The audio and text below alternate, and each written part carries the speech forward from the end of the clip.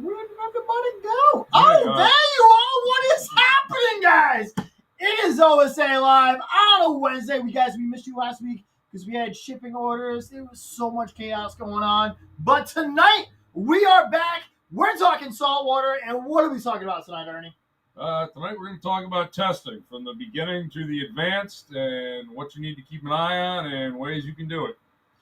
All that and more right here on OSA Live. Peter, hit that intro.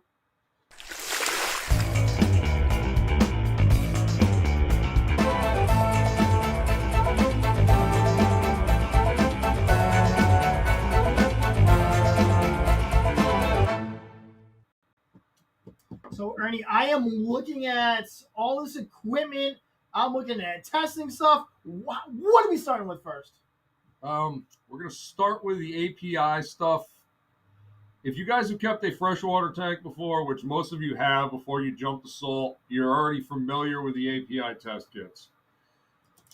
They've got a saltwater master kit, which, in all honesty, if you're doing freshwater, you will probably already have the freshwater master kit. The only difference is the pH, which you're not really going to worry about anyways. So if you already have the freshwater one, you're good to go, in all honesty. When you set your tank up saltwater, it is the same as freshwater. You're testing for ammonia, nitrates to get through the cycle. And the same as with freshwater, once the ammonia is gone and the nitrates are gone and the nitrates have spiked up into that 20 area, your tank is cycled. API is the easiest to do in the beginning. It's not that precise. It's great for a fish-only system. If you're doing corals, API also has the Reef Master Test Kit. This gives you alkalinity, calcium, phosphates, and there's one on one here, I thought. Nope, that's it for those. That will get you going on corals. We always choose this over the biggest things we see is the test strips, the hand test strips. This is definitely our go-to for a hand test strip any day of the week. The test strips are good for an emergency situation. Like just dip in quick. If you notice the nitrates are really high, the nitrates are really high. The other stuff they're not really all that accurate on. Like I said, the API stuff is great in the beginning. This is what we use in the store. Like when you come in, we're testing our water, we're using an API kit. It's when you want to get more dialed in is when you start going to the other test kits. But I personally think API gets a bad rap. It's the easiest one out there to use. You're counting drops, and as long as those drops are a uniform size, that's where a lot of people mess up with the API test. Is when you're putting the drops in, you need to have that bottle completely inverted and squeeze it lightly so all the drops are the same size. If the bottle's angled, sometimes you only get half a drop and you'll count that as a drop and you'll get a misleading test result off of that. Also, you want to make sure those vials are shaken up and you want to make sure these are shaken up. Sometimes they're just sitting there and you're just taking it, picking it up and going down. And I've done that before. And then after you shake it up, you're getting a legit answer. That's one of the base things. The nitrate one, nitrate 2 is the most important one to shake up. If you don't shake that one up just once, it's a thick liquid. And if you don't mix that liquid together properly, every test from then on out is not going to be accurate with that test kit 2 with the nitrate. Other than that, the API stuff is great. It works really well. When you're first getting started out, everybody badmouths these things, but it's a good old hydrometer. These can be very accurate. They can be very inaccurate. This little swing needle here, if it has any little micro bubbles on it, you are not going to get a proper reading off it. You've got to hit this a few times, then tap it and make sure all those bubbles are gone. And you're going to get a pretty accurate reading off of this, which is fine if you're doing just fish. If it's a fish-only tank, your salinity can be anywhere from 0.026 to 0.018. Fish are very tolerable of different salinities. It's the inverts that are not. Corals especially, but a lot of snails, they're not very tolerant of lower salinity levels either. But this is what most people get started out with. It's a good beginner tool Just make sure those micro bubbles aren't on there. This is definitely a lot of people get into as their first time, just learning how to test this. The only issue we have with this, if I had 3 different brands up here of the same product, all 3 are going to be different, and you're going to see it on them. But like I said, I'm just talking about if you're doing a fish only and you're just getting into it, it's a good way to learn before you drive it onto a refractometer.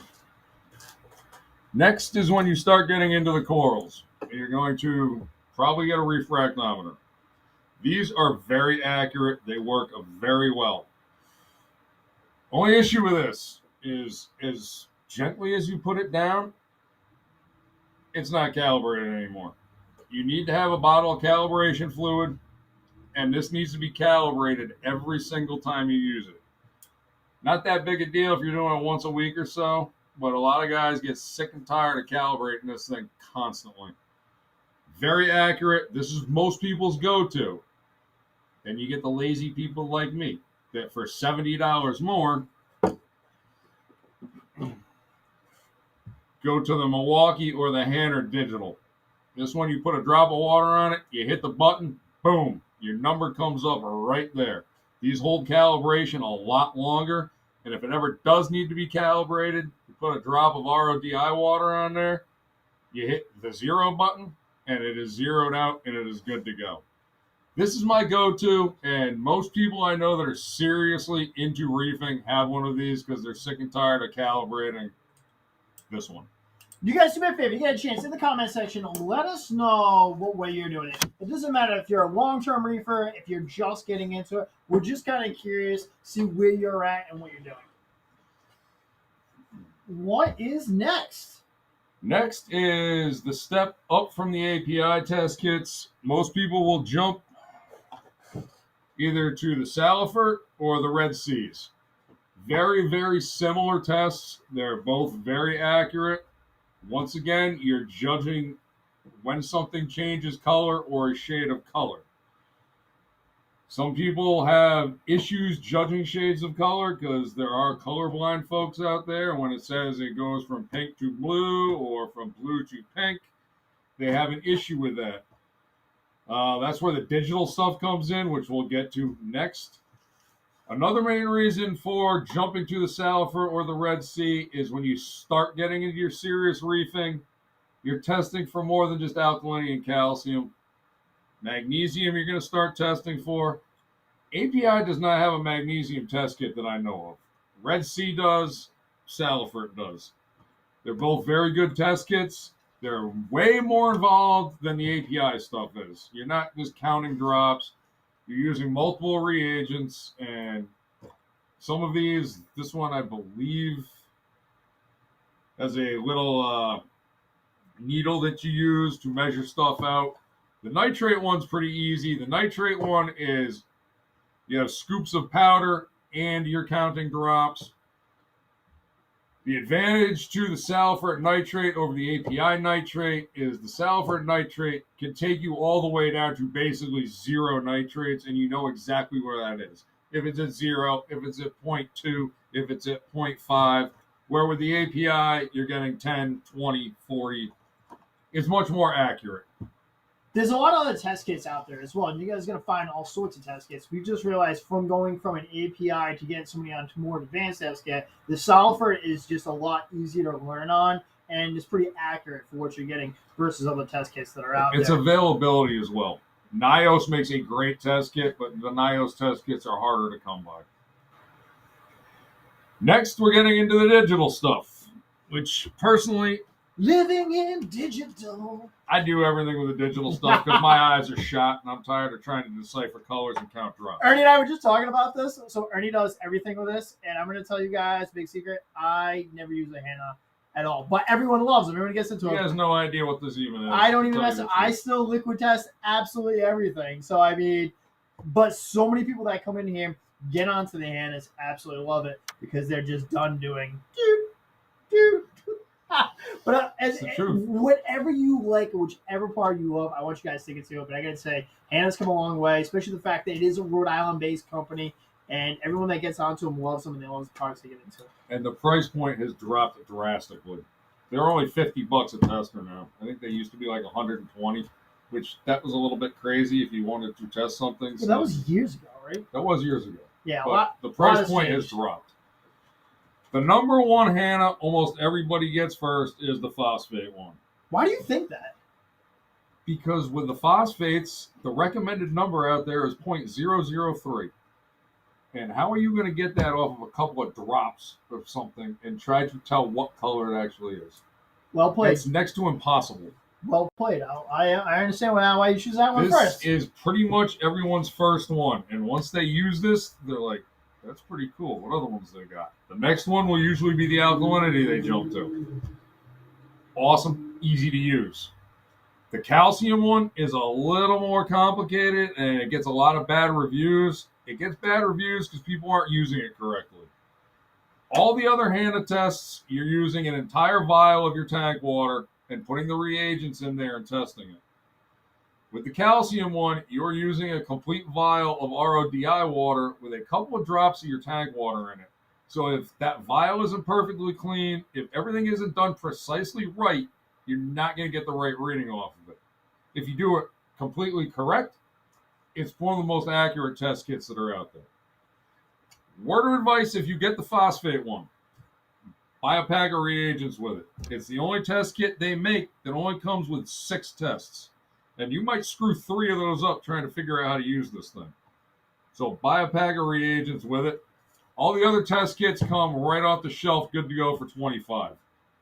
The phosphate has 6. Just so you guys know, too, if you guys want to check out, we have everything we're talking about available on our osachoice.com website. Actually, Peter, if you get a chance, hit that video for us.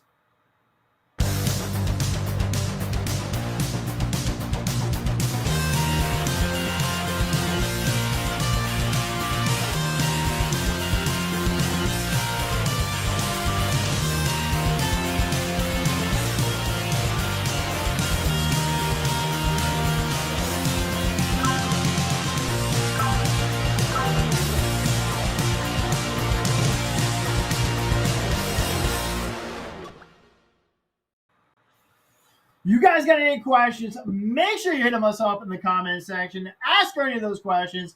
Also, while we're into it, I just want to talk about, as we get ready for this weekend, New England, we're about ready to get hit by a storm. I hate that on a Saturday. This is not how I wanted my Saturday to go. We might lose the whole weekend. But it's okay. This is how it's coming down. The question is, are you ready for any storms or anything that happens? Ernie put out a video today talking about, what do you want? Anything you want to mention about that today? Your number one thing, if you own a saltwater tank, you should have a generator. I sound like a broken record with this over and over again, whether it's a hurricane, whether it's a flood, whether it's a blizzard, you should have a generator. If you don't need it, you don't need it. But if you do need it, you have it and it's there. Your tank will survive.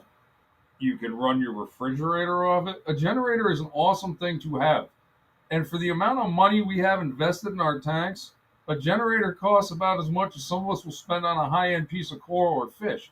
So while you have the time, if you don't have one, run out and get one. Because when the power goes out Saturday afternoon, there aren't going to be any around for another couple of weeks.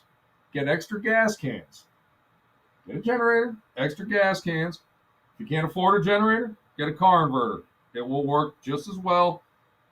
They're not as powerful, so you're probably not going to be able to run your heater. So if your power goes out, cover that tank up, wrap it up tight with a blanket. That will help. There's battery-powered air pumps that we have at the store. There's several ways around this, but a generator, by far, is your best friend in a situation like this. And like I said, extra gas. Because I've seen reports from a foot to 3 feet of snow. If we get 3 feet of snow, you're not getting to the gas station. If your power goes out, the power crews aren't getting to those power lines for days. You get 3 feet of snow, I'm going to freeze. Like, I don't care if I'm at my house. I'm an old man. I was around for the blizzard of 78, so I know a little bit about this. Granted, I was only 7 years old, but I remember it shut everything down. Everybody's like, oh, we've had big snowstorms. Yeah, you've had a foot. Ain't nobody got time You're for talking that. 3 feet of snow that we're not prepared for, possibly. So be prepared. That's all you can do. And if it misses, it misses. but you're prepared for the next time if need be. What is happening? So you guys know for this weekend.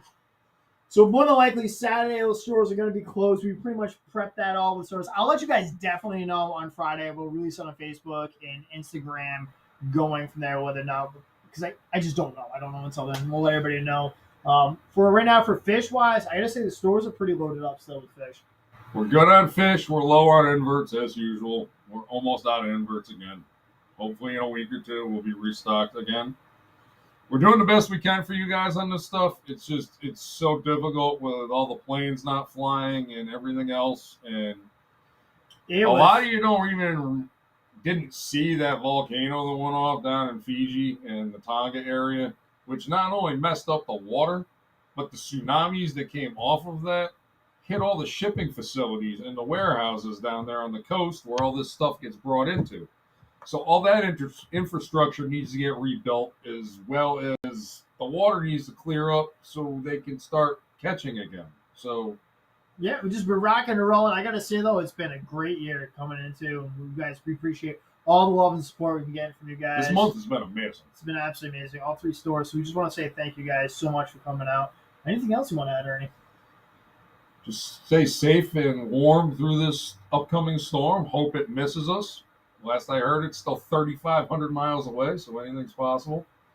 Yep, whatever. Like we're just rocking this out. It's just the one thing of New England. Whatever happens, it happens. It's going into Paul Allen. We said, well said, guys. Just brought one a few months ago when we lost power for 4 days, and that's what it comes down to. You're glad you had it, huh? It comes in so handy. I can tell you right now, we've lost power a few times this past year, and thank God we've had as much as we had. I do stress about it this time of year, but I am grateful we've had what we've had to be able to take care of the systems that we have. Bob Winfrey, got any cleaner shrimp? No cleaner shrimp. I got a couple flyers, no cleaners. Also, Bob Winfrey, Aquashella 2022 New England. I don't know about that one. We got to talk to George and Sean about that later on. I could see something happening down the line, just not at this point, especially as, the Aquashells have just turned into an absolute monster. And the next one is at the end of February. Peter Charrick and I were just talking about that. That will be Orlando. Anything else out there before we get out of here? We just want to do a quick video, show you guys some of the testing, especially on the saltwater side. What we use here in the store will be still available online. Anything else you really want to add there, Ernie? No, we just wanted to pop in and say hi because we've been MIA for a couple of weeks. Sorry, busy time of year. All right, guys, we're getting out of here. We love you guys. Keep on reefing, baby. Woo! Keep on reefing. Thank you for the support.